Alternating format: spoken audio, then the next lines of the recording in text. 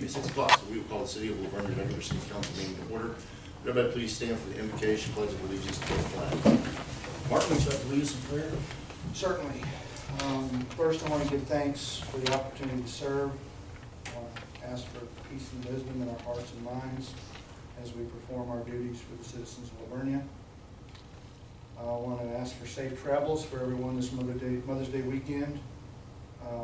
Ask for special blessings on our neighbors down in Sutherland Springs as they prepare to dedicate their new worship center next weekend. And then please look over all the students as they finish their current school year and prepare for the next phase in their life, especially the graduates that are headed out into the world. In Jesus' name we pray. Amen. Pledge allegiance to the flag of the United States of America and to the republic for which it stands, one nation, under God, indivisible, with liberty and justice for all. Honor the Texas flag. Pledge allegiance to Texas, one state, under God, one indivisible. Thank you very much. 3, have citizens be heard? No, sir. Number 4, consent agenda. I'd like to make a motion to approve the consent You want agenda. to talk? Yeah, I'm sorry. I didn't know I had to sign in, but my intention was to do a brief 3-minute public, if I may. We'll allow that. Okay. Yeah, I'm here on behalf of, my name is Miguel Capre, some people know me, on behalf of the Silverado Hills subdivision also.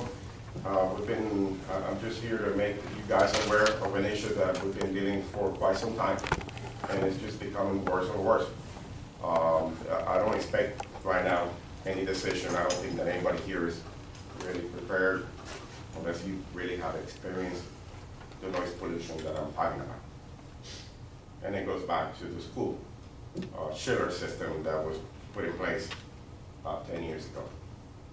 A brief summary of what happened in there, obviously as a part of the architectural committee and the Silverado Hills Division, I've been dealing with this, being the most perjudicated person, being at 141 Alexander.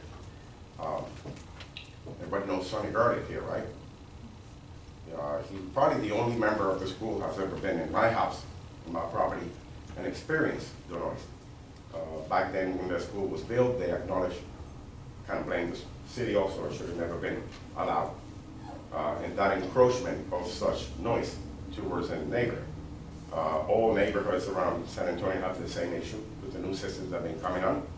Yet, we'd like to find one example of a household that is 150, 200 feet away from a unit like this. There are all kinds of lawsuits or whatever from people that are 600 feet away. It was an agreement, verbal agreement. I've never, my mistake, we've never taken it officially with the board. We're planning to do that on the 20th. But it was a verbal agreement between the Silverado Hills and Gernick, and actually Gernick did great for about, they decided they were going to turn it off. They were going to use it during school time, 6 a.m. to 6 p.m. You all wonder, school's been there for 10 years, how come I'm complaining now? Well, for exactly 8 years, that was religiously followed. You know, weekends, summer, all around San Antonio too. Also, I see teachers when I work on Saturday, sorry, it's hot. They cannot have this noise going 24 on. Unless you know DBs, I don't know that you guys already have.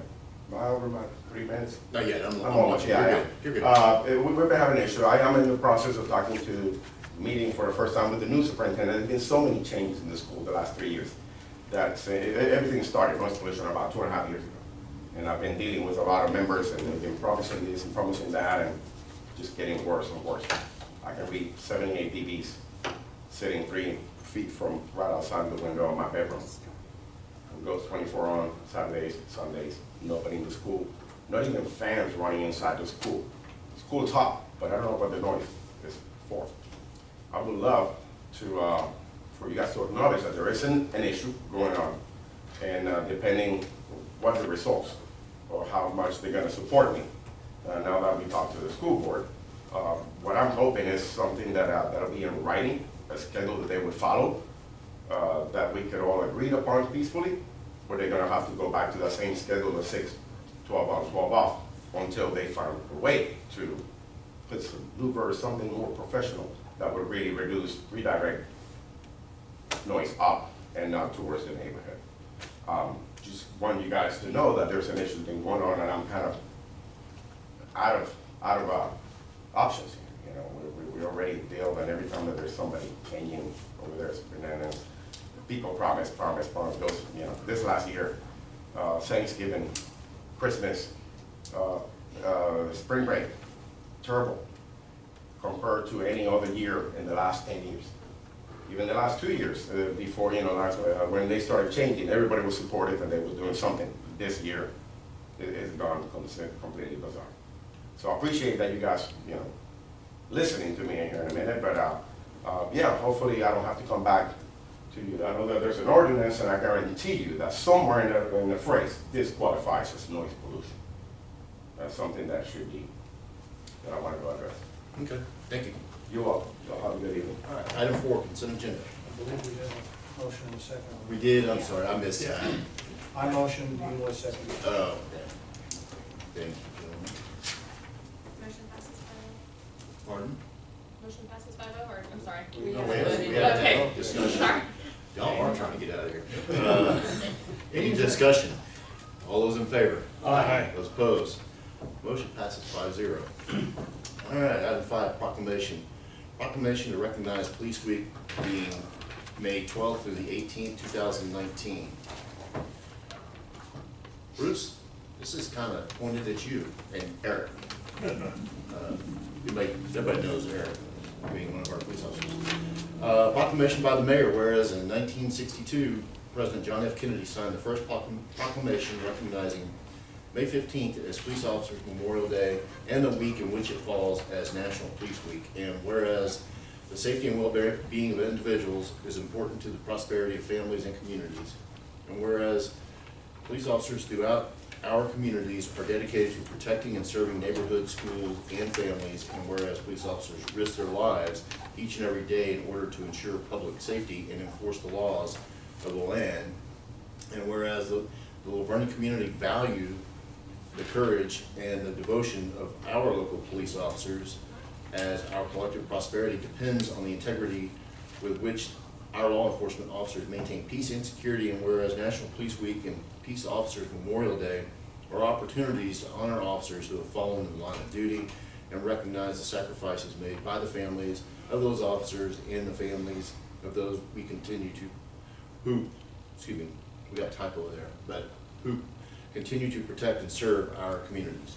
Now therefore I, Robert Gregory, Mayor, and the City Council of Vernia do hereby recognize May 12th through the 18th, 2019 as National Police Week and May 15th, 2019 as Peace Officers Memorial Day, and publicly salute the service of our law enforcement officers in the community and its communities across the nation. Thank you, gentlemen. Thank you.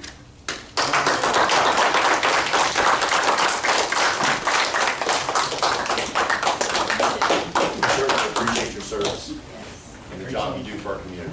Drink some, Bruce. Don't let on me. It was just his birthday, so I know he's got plenty. So, all right, moving on. Item 6, a presentation by Mayor Gregory to outgoing Councilman Mark Dagey. Mark answered my call one day. Actually, I walked down the street and knocked on his door, and he happened to be home, and we had a vacancy on City Council. And I didn't put too much pressure on him. I gave him a couple of weeks to respond, but and he pushed that 2 weeks to the very end. And I was sitting there going, is he going to do it or not? And I'm going to keep looking. But Mark actually took on the job and has been his own voice on City Council and has done a good job for our city and our citizens. And I really appreciate you not just helping us out, but doing the job that you've done for the citizens here in Vernia. So with that, we gave you some hardware to go away with. So I'll just read this to everybody. Mark, you want to join me down here?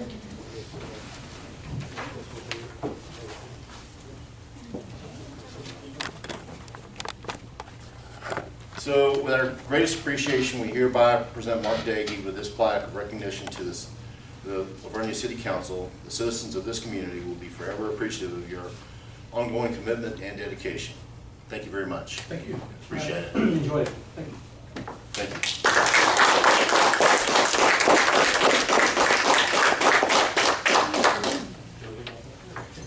Yes, you can. Yeah, you should have some work. Oh,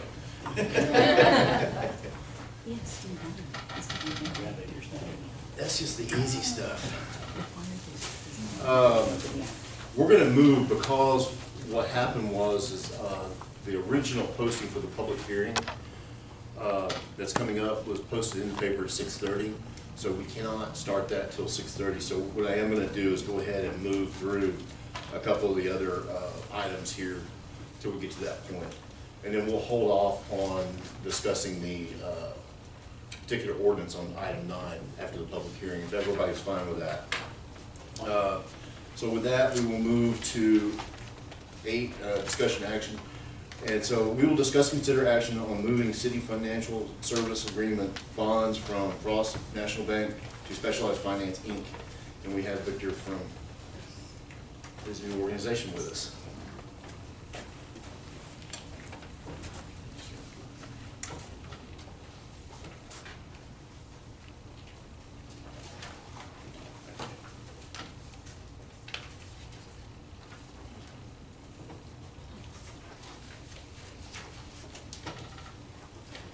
Honorable Mayor, members of council, thank you for having me here this evening. For the record, my name is Victor Quiroga, now with Specialized Public Finance, and we're here to introduce the firm and hopefully have the opportunity to continue our relationship as your financial advisor. 2 months ago, I moved to a firm called Specialized Public Finance. It was something my wife and I talked about and prayed about, and decided it was something that's going to be better for our family. And so decided to take the opportunity to join a very qualified, highly ranked and respected firm that only does financial advisory work. So we prepared a very brief presentation here for you just to give you some information on the new firm. The firm was founded back in 2008, but it was founded by folks who had been with another firm, kind of the 800-pound gorilla out there, called First Southwest Company. But they set it up so that we're an independent firm, and what that means basically is this is all we do is financial advisory. We don't do any bond underwriting, we don't do depository work or insurance work or anything like that. And we feel, because we have fiduciary responsibility to our clients, that provides for less conflicts in providing that advice to you. So on average, our advisors have about 22 years of experience. I'm actually one of the younger ones. I've been doing this 18 years, and some of those folks have been doing it anywhere from 25 to 33 years. Currently, we have over 420 government entities. Again, this is all we do is represent government entities as financial advisor. In the last 5 years, if you compare us versus other firms that offer the other services, we've been number 2 in the state. And if you look at firms that are designed like us, where this is all we do, and an independent financial advisor, we're number 1 in the state. And so I had the opportunity to come and join them, and so I took that opportunity 2 months ago. The next slide I'll just breeze over is just to say that we're pretty active in the municipal bond market because of our heavy presence. And we, on average, do about 145 bond transactions per year. On slide 3, you can see the makeup of the firm. We have 8 advisors. I recently joined as a managing director. We're headquartered out of Austin, but we have offices in Dallas and Amarillo. And I opened up their San Antonio office, so there won't be any change in terms of my location and being able to service the city of Vernia. More importantly, the most important person in this page, and the scripter knows her better, is Rachel Reyes. She's been my assistant for 13 years, and so she's pretty much the MVP of the team. She does a lot of the offering documents, and so I couldn't leave without her for sure. So I was glad she joined me.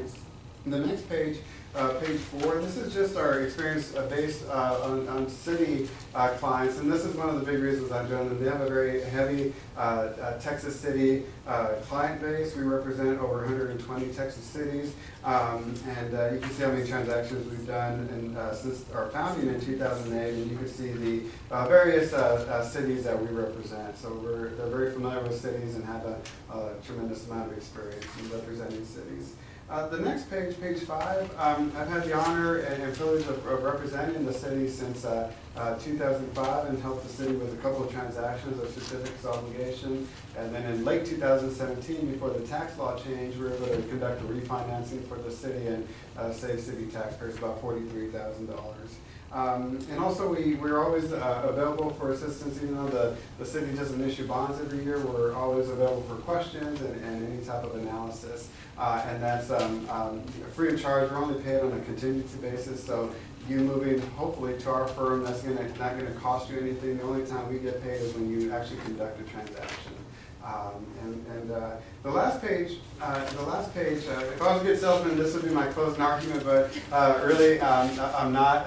All I could say is that the level of service that the city, Ms. Griffin, has been receiving over the years, nothing's going to change. The only thing that changes is our contact information and our email address. And I guess we're here humbly before you, hoping that we could continue our relationship as the city's financial advisor. I'll be happy to answer any questions you may have.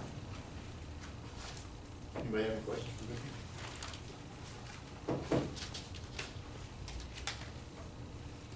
Everybody remembers all the, the changes we made from,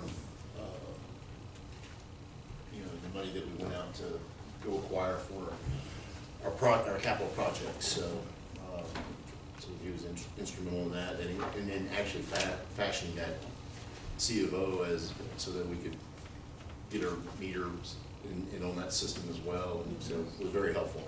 It's staff's recommendation that we move our service agreement to specialized finance. So in a nutshell, we're following Victor. excellent financial advisor to his new home. Right. Okay. I'll make a motion that we approve the move. I'll second it. Discussion on this. Sure, somebody got a question. With that, all those in favor? Aye. Those opposed? Victor, thank you Thank very you much. very much. I Continue appreciate the it. Thank you relationship. very much. It's good to see everybody. Thank you, sir. Have a safe day. Thank you. You can leave if. Okay, appreciate it. Yeah, my wife's gone. We're taking you home. It's going to rain. So, Yeah, I don't blame you. but I appreciate it. Thank you very You much. bet, Victor. Thank you. On item B, discuss and consider awarding the solid waste contract. We pulled this, we're gonna pull this today because, we wanna have the ability, this is gonna take a lot of discussion. And we wanted ample time to have that discussion. And then also, Wes Gray is willing to come in. He actually came in, reviewed all of the bids, and was willing to come in and sit with us. Who? Wes Gray. Oh, And, he has nothing in it, nothing to gain, and he can kind of point us in the right direction, or at least give us his opinions. I think that's helpful, guys, in the business. He was the one that actually had us sign the 5-year extension that brought us to where we are today, because he was with Progressive Waste at that point in time. So, and then that agreement terminated, and so now he has his own company, but they're not offering a bid in this process. So I think it's a good independent voice to listen to. So if Why everybody, did y'all say Best Waste wasn't bidding? they don't do Commercial. commercial, That's what it and was. apparently they didn't want to contract it out and provide a bid anyway, but I'm not bitter. yep. So, and it's really difficult. You don't really want to have 2 or 3 separate companies, one handling residential, one handling. No, for sure. It's a nightmare. It's a nightmare as it is. So, so if you're arguing with that, we'll move that to the June agenda. So You need a motion to table, or just, you're just gonna slide it out? we'll just, yeah. You good with that? We'll hold off on 10 till after, we'll move to 11, so we will go ahead and swear in our new council members. Do what? Oh, nothing. I thought you were doing that after the SUP.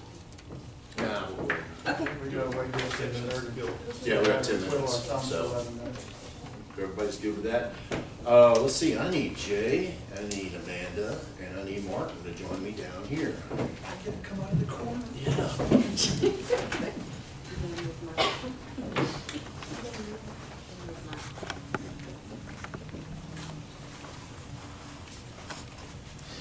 I will let y'all stand over here so the camera can catch y'all.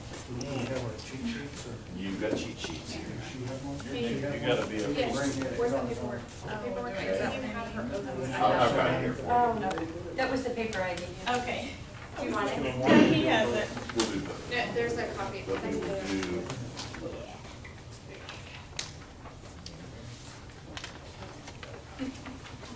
Actually, Yvonne, I need a, you got a copy of that, don't you? Here.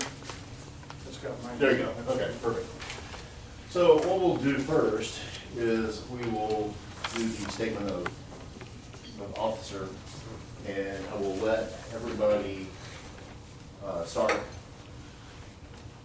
announce your name, and then we will read through this. So I'm Martin Ford. I, Jay Hanet, I, Amanda Hutchinson.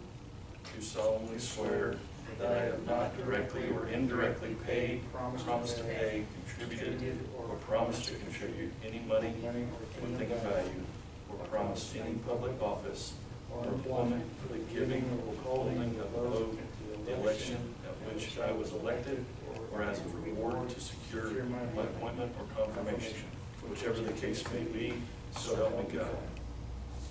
Excellent. All right, now, here is your oath. So the write penalties in- of perjury? No. No. I knew you couldn't make it. I knew you couldn't. There's more. All right, so in the name and by the authority of the state of Texas, oath of office, I I, Jay Hanet, do solemnly swear that that I will faithfully execute the duties of the office of councilman for the city of Vernia, for the state of Texas, and will, to the best of my ability, preserve, protect, and defend the Constitution and laws of the United States and this state, so help me God. Y'all are officially sworn in. Do you need signatures on both of these? Yes, we do. And then we'll get you copies. Number you can. Thank you. Yes, sir. You can leave. However you want.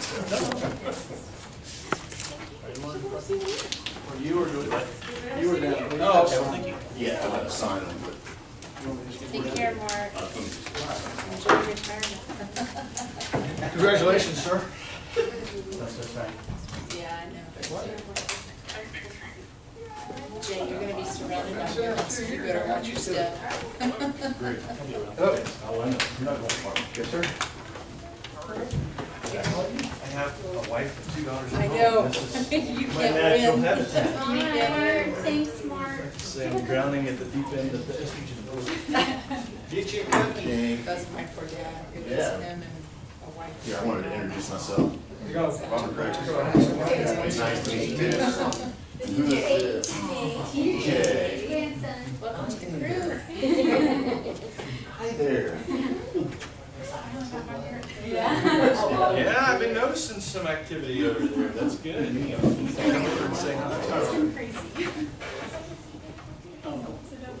Welcome. Thank you. Don't freak out, he's here. It's up to you. He's one of the nicest police officers we have now is Waves.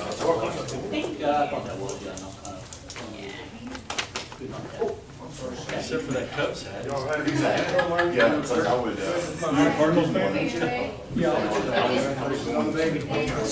it was the same. Ball. So, yeah, because I agree. So, but no, no, okay. You, that's We've what already set on the agenda. Stall.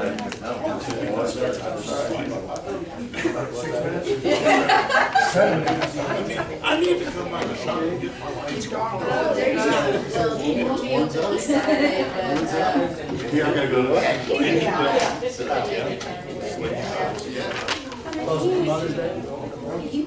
we're graduation. Saturday, we were driving to Corpus to go see graduation. When I came back to work, I was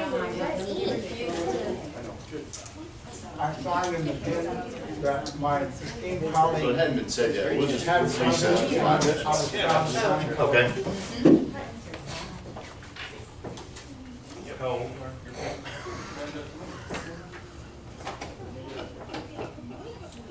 So which house did they move into? It's right across. Oh, I have your answers. Okay, so I see Eric, Eric Fredericks, Eric and Rebecca, okay. Jimmy, I don't know if you That bench, their kids, you never moved for your kids. you did take They that. follow their kids to San Antonio. Jeremy, if I give you this, can you get it to Dr. Levette? Sure. Keep rubbing it through me with them. It was just some comments you wanted on strategic. Got it. I'm gonna have to edit. Well, get out of here. It's a device to make cars. Okay. It blows several tires at once. Oh, you think the things that the GPS goes Yes. down? I live right here in town. Three Yeah. little No, I live back here behind us. Oh, and they can put them out, yeah, okay. Yeah, I met you once at the Christmas was party hoping that at young the man- den, and I thought that's what you said. So are you an only child that they moved here? Oh, sorry. I know. Oh, God. Sunday, I guess it's gonna come on wind up. Warranty, I know. credit card, school debt. Laura. On when the golf. Hello. And there, Coach Gardner, Whether we put that in police escort. So just when if they. somebody was to, so I can let Bruce know.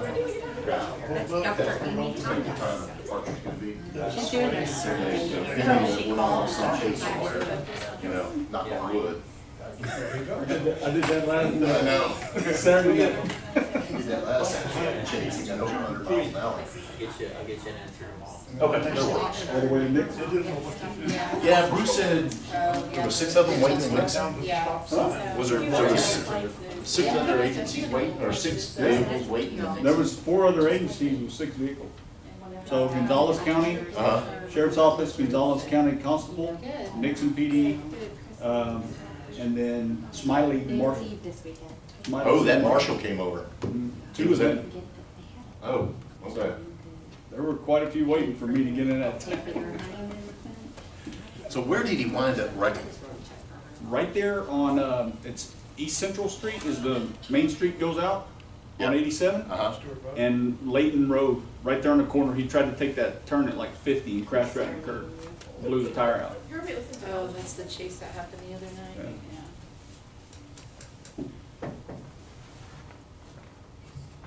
Well, we were at the coast and the storm knocked out Verizon Tower in Matagorda, so we didn't have any way of communicating until we got done eating down there, and then we booked a room in Bay City. So once you got about halfway to Bay City, we'd start picking up the cell tower out of Bay City, and so our phones just started lighting up, lit up with different messages and emails, and one of them was Bruce's saying, car chase, he said, anybody hurt? No.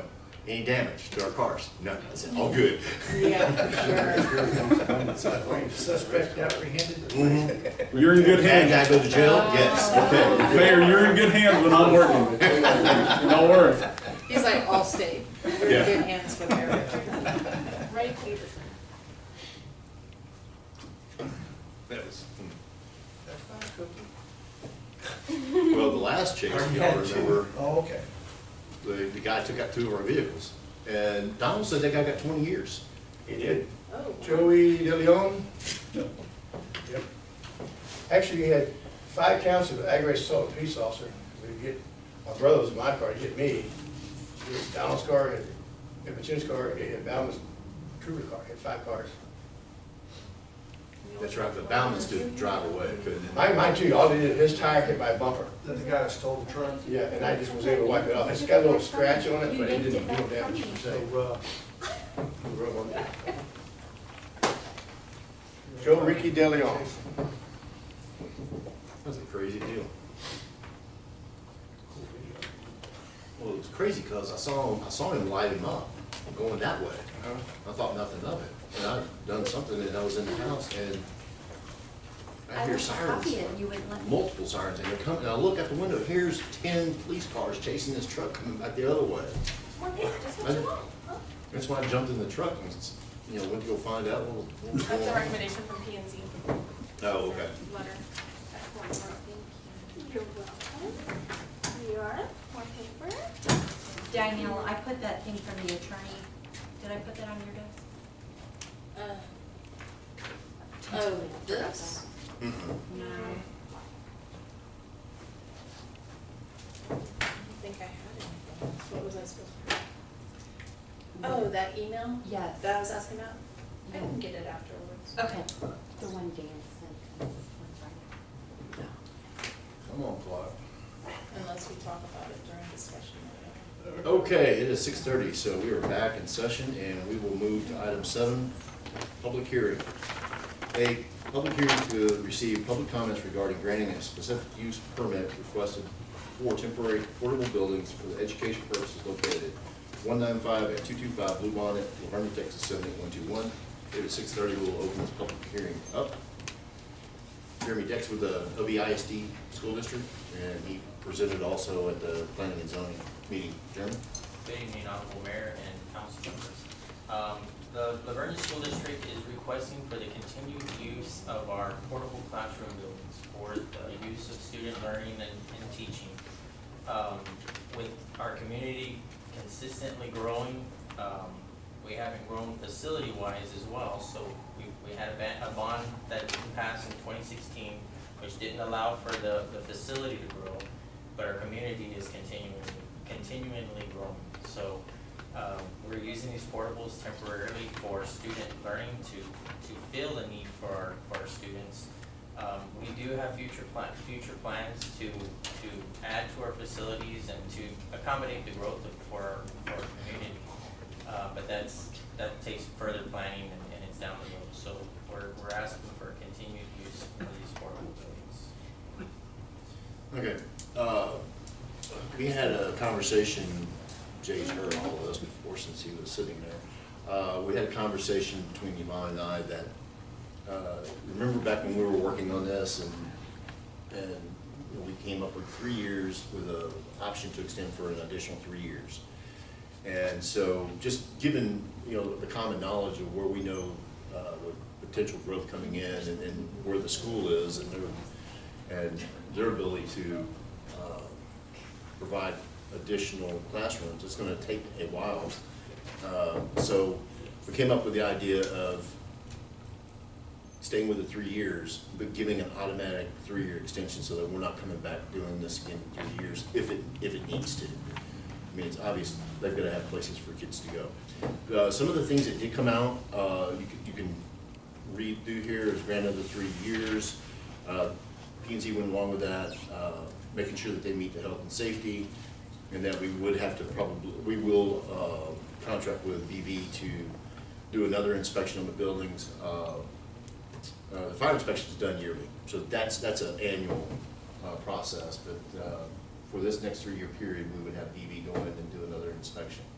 So these pictures were brought up Tuesday night, and Jeremy, he addressed them with me the day after, and one of the conditions was that they had to have skirting. I know they did have a leak on one of these buildings, and so I'm assuming that's why. The leak has been repaired. We do have plans this summer to fix a lot of these cosmetic issues. All the portable buildings will have skirting 100% around. I was talking to the maintenance coordinator yesterday about this, and he told me that a previous storm, a hailstorm that came in, blew it all out, messed it all up, and I said, well, we gotta fix it. So we do have plans this summer. We are gonna fix all that. I'm gonna be working on repainting them as well and getting them up to our community standard. Okay. Did the school purchase those, or are you leasing? They did purchase them. They actually, I was told that, I'm new to the district, but I was told that they were given to them and the cost was just to move them over here. So they were used portables. Yeah, Dr. Moreno found it. Yeah. I'm not sure what district they came from, but they're all very, very used portables. But we do look at, I didn't realize they were already the ones that were there. I thought when I read this that it was the new ones coming in, so that's why I was. They moved some out a couple of years ago, but then they brought some more in. Yeah. we're not anticipating on adding any more. We should be able to hold 10 with the ones that we got. With the future growth that we have, but we are long-term planning to account for that. can you define what the ISD considers temporary? What kind of a strategic plan are we on here for these things? We're 3 years into it, and we're looking for now another 6. Potentially, that takes us to 9 years. What does the school think temporary is? We're already planning right now. We're doing demographic studies. We are also, we had an RFQ that came out. We're meeting with architects, just looking at future growth and so forth. We're planning right now for future growth, and it's just, you know, we'll be probably going up for a future bond, but I'm not sure when that will happen and if it'll be acceptable. On that note, Judge, just contributed to their 2019 strategic plan with some comments. I just gave them to give to Trent, so they're in the process. So. Are there any plans for facility growth that don't involve a ball? I don't think so, not at the moment. I personally, I don't know how financially we could add to our facilities without, you know, having a bond of some sort.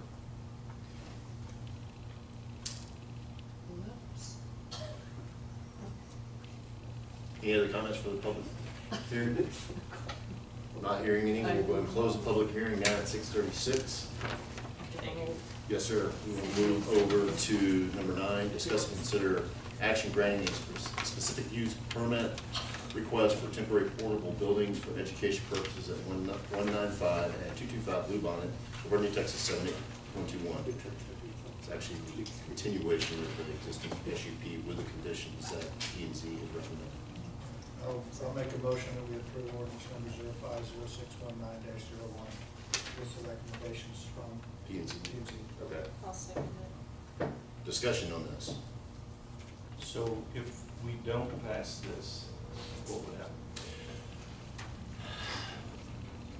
From a statute standpoint, the school district has a right to have them on the premise. What we're adding to that are the conditions of skirting, tie downs, all the safety that fall under the buildings, the International Building Code standards. So from a statute standpoint, they have a right to have them. But we have a right to legislate how they put them on the property, how they And the safety. secure them, Right. safety. And for how long? Right. Right. How long? And then just for new, No, this is just a continuation for 3 existing buildings. And they're gonna update it. how often would Bureau Veritas inspect all buildings? Just when the special use permit's up? Just as we now, we're extending the permit, so we would have them go in. And how long have they looked like that? Do we know? This was just discovered this week when Andrew went out to do his fire inspection. I'm just curious if we could, is it beneficial to increase the frequency that we inspect these facilities so that we ensure that they don't fall into this repair? That's up to you. I mean, I don't think we should grant them a 3-year permit and then not be back there for 3 years, other than the fire department. I think we need vote of confidence or something that we're gonna look at them every, I don't know, 12 months, something like that. Send somebody in there to make sure that they're up to code, everything works, there's no leaks, that kind of thing. I would like to see something more frequent than 36 months. Well, Martin, you made a What motion. do you recommend? Yeah. An annual inspection? Right, Yeah. for those verified. Basically our contracted building inspector. Yeah. I think an annual makes the portable buildings more of a priority to the school district than they are right now. And I think right now it's a tool that they need, and they're using it and abusing it necessarily. But I think if they have a 12-month, they know we're coming, they know they gotta get them ready, they'll probably pay more attention to them. That's just my gut. I'll amend my motion to approve the ordinance as written with additional language added for annual inspections from the city's inspector of record whoever that may be, as we move forward through time at the expense of the school district. Do I have a second? I'll second that. Okay. So we'll have to have two different votes. We'll have to have a vote on the actual first motion and then the second motion. Actually, I've got that backwards. It's the second motion and then the original motion. Okay. Okay. So on the amended motion, all those in favor? Aye. Those opposed? On the original motion, all those in favor? Aye. Those opposed? Right. I have show of hands. Okay, a 3-2. Yeah. Okay, 3 yeas, 2 nays. okay. Yay amendment, kill the first one. Okay. With that, legislative update. Y'all ready for this? Y'all ready for this? Everyone need it? Yeah. I went and pulled it up today. Thank you, Jeremy. The House bill We're good. today. We'll try to go through this pretty quick. I mean, there's still this, they're still in session till the 27th.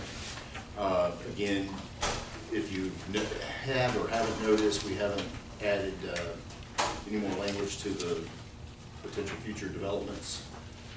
Just waiting on a couple of bills to go through. Vaughn, you want to? The big one is, Senate Bill 2 is important, but House Bill 2439, that's the one that could take the masonry requirements for residential and commercial out. So basically, anything that's in the residential code, in the National Building Code, are the materials that can be used, and that's pretty much anything. That's our 85% masonry. That's correct, and the 75. Now, we did relook at that today, and it looks like it just goes to residential, not commercial. So that can change, I mean. And the status on that, it flew through the House. And Yes. our representative, Mr. Kemple, did vote for it. And matter of fact, just about everything in here that you see before you that we consider damaging the cities, Mr. Kemple has voted for. So, so this flew through the House. It was approved. It's moved off to the Senate. The Senate is guided in which committee? It's in a committee. Yes, the business. Yeah, Business and Commerce. yeah, Business and Commerce Committee. So I'm personally going to watch the schedule next week, and I will go to Austin to testify. This one's important because in my effort to try to reach out to Representative Kemple, my comments to him then and there were basically you're going to create a situation where we could have a whole town full of barndominiums. And if you're going to take cities' rights away to administer, to regulate that, what's the purpose of planning and zoning then? And what about homeowners associations? And, so where does it stop?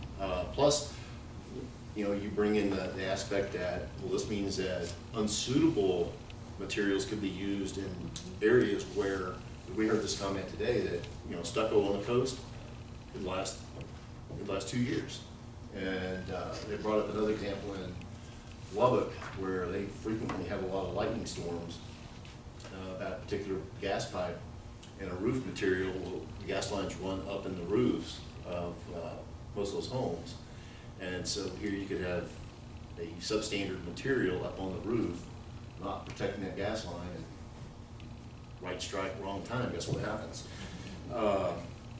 So this one, this started, it got on our radar screen when I was actually playing golf with an acquaintance of mine that is a developer, and he turned to me on the first tee and said, there's going to be a bill introduced, and it's going to take away your ability to regulate construction standards, and we're going to move into your city and we're going to wreck it. That was his words to me. And he's on my team. So it was a little awkward then after, that point. So, and sure enough, on February 25th, the House bill by Phelan, he's a representative out of Orange in the Golden Triangle area. He's the one that introduced the bill. He had some co-authors with it, and then it acquired a companion bill in the Senate. So I just don't understand why anybody would write a bill like that, taking away the rights of the cities to regulate or monitor that, because of, why he wouldn't probably want that in his neighborhood or city, but. you would think. you're thinking about it rationally, somebody's gonna get rich. Oh, for sure, Mhm. for sure. It's gonna be a developer somewhere. Yeah. That's, So that's a powerful lobby, and the way we throw homes up around here, that's a lot of money, big chunks of money all at once. Somebody's gonna get rich if this passes. so yes, it's in the Senate Business and Commerce Committee now. Did speak with the Texas Masonry Council, and their lobbyist, and this is prior to it passing in the House, and he advised at the time, he said, we feel that it's gonna pass in the House. But they've been talking extensively with the bill author on the Senate side, and thought that there was some room there for some language change, or it might die there, but there's no guarantee. So this is a damaging bill to our community, and, you know, I think Thomas Jefferson said it once, he said, you know, government closest to the people best serve the people, which is you guys. Well, I find it interesting that the state legislatures don't want the federal government telling them how to run their state, but they think it's okay for them to tell all local communities how to run their local communities. So what's good for the goose is not good for the gander, and I think they need to get their heads checked. That's just my personal opinion. Yeah, well, when it passed the House, the mayor of Austin came immediately out and tweeted to some, you know, they're basically going to ruin cities, state legislature. So it's an important bill. I hope all y'all sign the letter. Let's get that to Zaffarini. I'm gonna try to place a call to her tomorrow. To this point, Kimball has not returned my phone call, nor returned any of my emails, so. Is there anything else we can do? That email has been sent I before the heard he meeting. coaches his son's little league team. Okay. Just saying. So that's that one. Franchise fees, you wanna walk me through that one? Well, that one, let me do Is myself irritating on as that. well. Oh, I was. Yeah, that one's passed also, Yeah, and that's the one Kimball where, voted for that one too. yeah, that's the one for telephone or cable. You can't get them for both, you For gotta both. get them for the For the less of the lowest two. Correct. And, Which is basically, you're charging a franchise fee, you're nothing more than leasing city property to allow someone to use it to run their services on it. And they're accepting, you know, big corporate Death Star, AT&T type people, and helping them out by saving them money, which we all know they're not gonna pass on to the consumer. and this one's already been passed by both. This one's on the governor's desk. Oh, the franchise one. Other one we thought that was really pretty interesting was that cities cannot contribute to organizations like TML, which has been around Yep. for over 100 years, to act as, you know, they're watching legislation on our behalf, on cities' behalf. And so they're trying to eliminate cities contributing to those type of organizations. Once again, I call foul on that, because what are you gonna do with the school teachers? That, you know, the teachers have their own organizations that do have lobbyists. I mean, you know, somebody's gotta sit in Austin and watch what's going on, and be able to recognize what's good and what's bad for citizens in our city. We all have jobs and can't be in 3 places at once. So the other large item that was it was HB2 and SB3. That was your revenue caps. They both settled in at 3.5%, but we get a little relief in the fact that they've got a $15 million threshold in the Senate version that you can Yeah, but buy. we really don't. We don't? No. I read that wrong. That is correct with the 15 million, but like he was saying this morning, is it's really gonna hurt us because you have to take it out to the voters. Are you okay with this revenue cap? Mhm.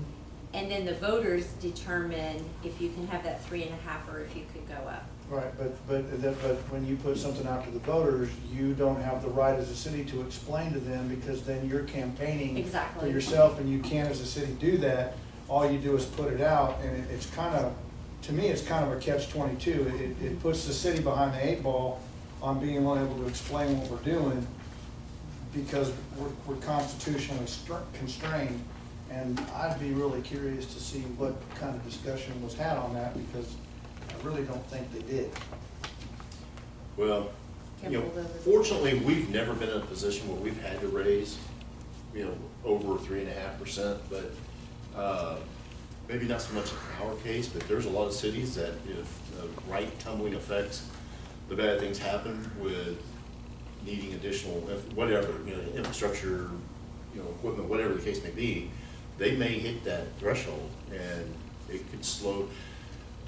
I look at all of these actions that primarily by the House, Senate's weighing in here and there, but they're taking away some of the revenue streams. Well, you take away one of our revenue streams, what are we forced to do?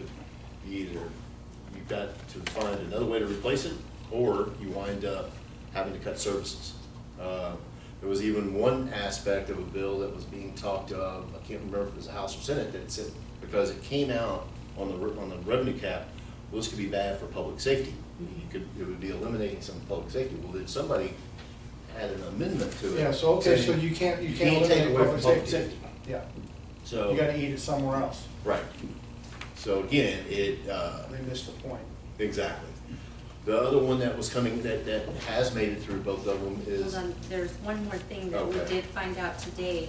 If Senate Bill 3, which restricts the school, if that one fails, this one fails. So Senate Bill 3 will have to pass in order for Senate Bill 2 to pass So that they did tie the city and the school together. together. in Correct. SB3. Yes. Okay, So that was, I thought was a good thing, because if one fails, they both fail. well, which, Sorry. That's all right. Thanks for chiming in. The other item is that the way that we structure our building permits is based on value. Well, guess what? That's gonna be out the door. So Yvonne and I were having a conversation last night, and I said, and strangely enough, Greg Hallmark with BV happened to stop by. He's been in New Mexico for 6 months and just happened to come by. So we sat and talked with him for 45 minutes and we were making him aware of a lot of these things, and he was unaware of it. And so being one of those, the first thing I said to Yvonne last night was, you'll just change the system. You'll change it, it'll be based off square footage, let's say, versus, well, and the webinar today, that's the first thing the guy said, yeah, cities will adapt, it'll just change off of it'll be a different value, and we'll have to rely on BV to do that, and so, and then, you as a council will change the ordinance. right, they're forcing us, but they're forcing us there to change the ordinance and consult legal counsel and pay for the verbiage to go into the ordinance to get it all done, thus costing cities more money to do work to Unnecessary. get around whatever their arbitrary laws are because they hate Austin. I want to say it was the better lobbyist, that, Home Builders Association, whoever it was. Somebody drove this, somebody got these folks to introduce these bills. And if you look on the background of the bill, there is one that talks about all the witnesses and stuff. On this one and 2439, they were all home builders and developer associations and stuff like that witnessed all of this take place. I found that today on Okay. that Capitol site. Yeah. There is one thing that I missed on Senate Bill 29, the one about the lobbying.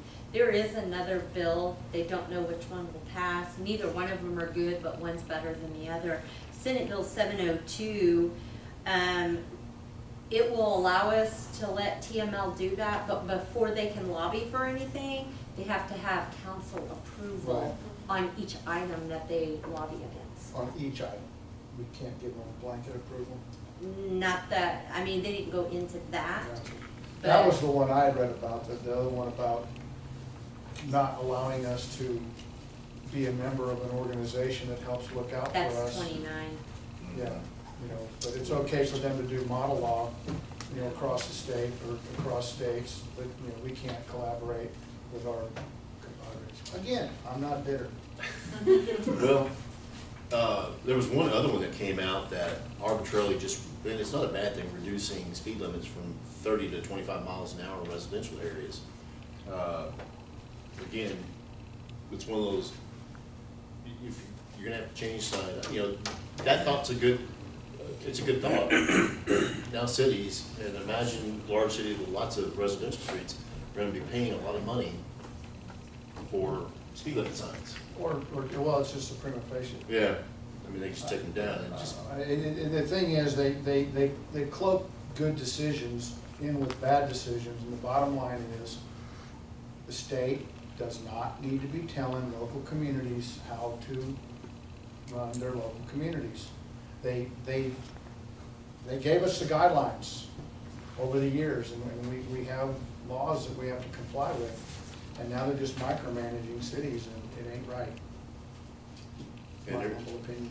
and it's, the last two sessions, I mean, that has really increased with what's coming out of Austin. So, they even were going to eliminate, a elected official from serving on appraisal district boards. It's not just cities, but I mean, there's appraisal, affecting everybody from school districts to appraisal districts. I mean, there's a lot of bills out there that would, it makes you sit and, as you read them, shake your head. And they're moving through the House very freely. Where are they at with forcing elections to all move to November? Did that, I haven't followed that one as close, yeah. but there was one for that. Yeah, because Yeah. the statement is that by local entities holding their elections in May, they're, manipulating the system because they know not as many voters will turn up for that election, and you get more people showing up in November, so let's move all the elections to November. And I just, I think that's just politics and manipulation. Any other ones that, One more that I learned a little, I haven't been following this one, which I will now, online sales.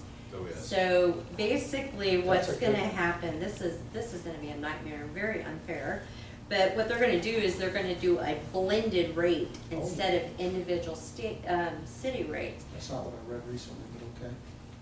Yo, No. I was following that one, because at one point in time, they were talking about making them charge the sales tax where the person lives. Right. But now they're talking about doing a blended rate. right, so basically cities collect based on current sales tax collections, not actual deliveries from out of state.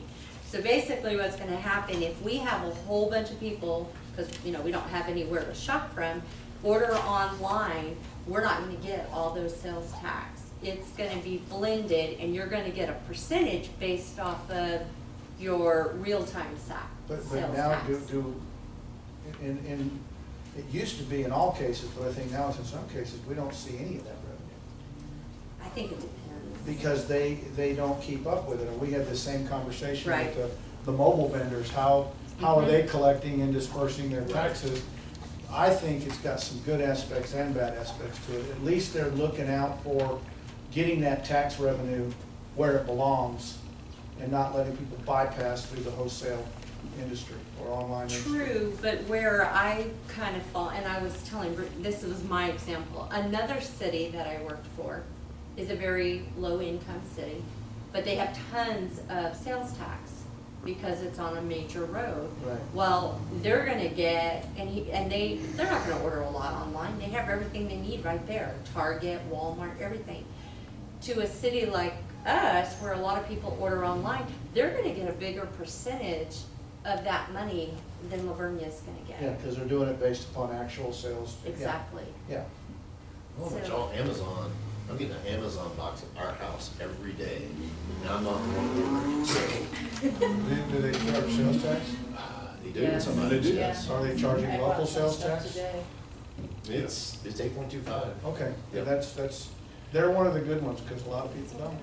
One of the other things, it did pass, is HB 3167, it's a shot clock bill. It basically gives us a shot clock Oh, sorry referencing about that one, basketball. yes.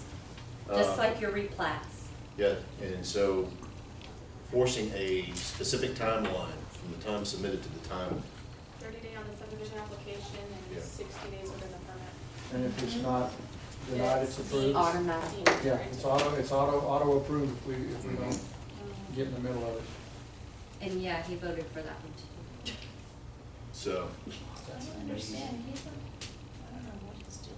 yeah. So this year in the this session, the 86th session, is probably gonna go down as one of the more damaging to cities than Yes. any other previous session.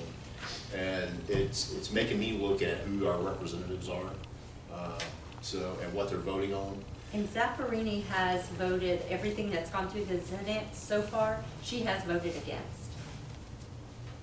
So she is on the committee. Yes. That is hearing, 2439. yeah, thank you. She's on that committee, so very important to reach out, even on your own, pass the letter, keep dropping her emails, and try to stay on that. Other than that, that's all I've got for right now. We'll look at what the damage is after the 27th. You know, we'll probably, it's up to y'all. If y'all want to hear it in July, we can do it in July. We can do it in June, but we'll have an idea. Probably be best to wait till July, or we'll hear all about it at TML. TML is going to be in San Antonio this year. Yes. Recommend everybody go to that. At least pick some sessions. There will be a lot of talk on this. I did attend the mayor's dinner last week over in Selma. And this was the day that some of these important bills were passed through the House. I was shocked that those people weren't aware of what was going on. We started talking about it, and they were caught off guard. One City Staples, all of their revenue comes from franchise fees. They do not have any ad valorem or anything. And the mayor there went, they're going to take away all of our revenue. I said, well, you need to be paying attention to what's going on up in Austin. It's not all good. So. Just makes our job tougher as, you know, things are thrown at us, and then that's what we do at the budget time. It's how we figure out how to overcome it. If y'all have any questions on it, let me know. For Brittany, I listen to it daily. I go to meetings with it in my ear, Yeah, so, she knows. because there is a lot that can affect us. Did you see the stuff that was in the CRWA? I I sent you? just saw it. No, I sent you the people, I sent yes. her the packet. Yes, I have not looked. There's a whole section in there, a lot of it has to do with water, but some of it's overlapping with this, on legislative update and Yes. stuff. Yes. So we're gonna hear about that Monday night at the Canyon Regional meeting, so that'll be a lengthy Yes, sir. meeting. So, that's all we have for now. With that, do I have a motion? Wait, don't we have items specific to future line items on the agenda? Oh, yes, we do. I don't have anything, I just wanna make sure we follow the agenda. So I got two, Okay. Speed bumps, garbage. no, not about speed bumps. No, I'm just saying, next meeting, we know that Did those you on just say speed bumps are garbage? Two things, and they're both kind of on the same theme. It's illegal in San Antonio, I think, to be driving and operating your cell phone not in a hands-free. It's illegal in the It's state of state. Texas. Is that a state of It's a Texas? state. Yes, sir. It is. Incredibly Another hard thing to- they took away from some of the cities last year, Yeah, because it's not as restrictive as some of the cities. but it preempted any city ordinance. Pretty hard to enforce, I would imagine. No, We force it in Spain in school zones. not hard at all. Okay. I mean, at night it would be, but daytime you can easily do it. You ever chase a guy to Nixon for using a cell phone? No, that wasn't the reason why I chased him Nixon, but You would if you had to. Well, that's another line item to the chief. How many people do you stop per month using cell phones in the school zone? Probably half a dozen. I mean, the word's out. Even in the parking lot, if you're on school property, you can be given a citation. Actually, I think we wrote over 300 tickets last month. 190-something plus 80-something That's a warnings. We have more last month than we have. So, oh, shoot. What was it?